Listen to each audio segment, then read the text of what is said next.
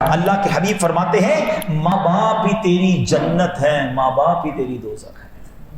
بس یہ ایک جملہ یاد کر لو، ماں باپ راضی تو رب راضی، ماں باپ ناراض تو رب ناراض۔ ایک صحابی نے نبی پاک علیہ السلام سے سوال کیا، حدیث پاک کا مضمون ہے، بخاری شریف کی حدیث ہے کہ حضور مجھ پر سب سے زیادہ حق کس کا ہے، میں حسن سلوک سب سے زیادہ کس کے ساتھ کروں؟ اللہ کے حبیب نے فرمایا تیری ماں سے۔ کہا حضور پھر؟ فرمایا تیری ماں۔ کہا حضور پھر؟ فرمایا تیری ماں۔ کہا حضور پھر؟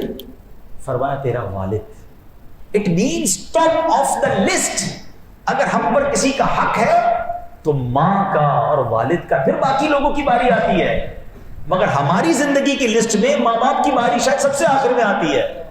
پہلے دوستوں کا حق ہے، فیملی، اپنے بیوی بچوں کا حق ہے، اپنے گاہکوں کا، کسٹمر کا بڑا خیال ہے، دوستوں کے لیے جان حاضر ہے، ماں باپ کے لیے کچھ بھی وقت نہیں ہے، حالانکہ شریعت یہ سکھاتی ہے۔ اچھا اس حدیث میں بھی سبحان اللہ علماء کیا خوبصورت بحث کرتے ہیں کہ نبی پاک نے 3 بار ماں کہا، 1 بار والد کہا، یہ ایسے ہی تو نہیں کہا، نبی پاک کا تو ہر لفظ حکمت بھرا ہے نا۔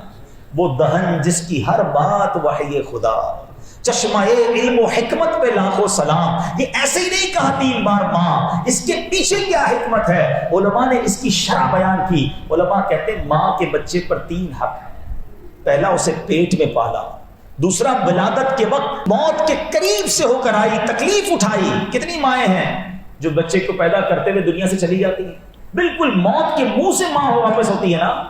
تیسرا حق کہ ماں اس کی پرورش کرتی ہے۔ فرمایا ماں کے 3 احسان ہیں، والد کا 1 احسان ہے کہ وہ پرورش کرتا ہے۔ اچھا پھر بڑی خوبصورت بات علماء نے کہی کہ یہ نہ ہو کہ بندہ والدہ کی تو بڑی خدمت کرے، والدہ کی تو بڑی عزت کرے، والد کو پورا پوچھے کہ بھائی ماں کا 3 بار حق ہے۔ نہیں، اس میں بھی علماء نے کیٹیگرائز کر دیا، تطبیق کر دی۔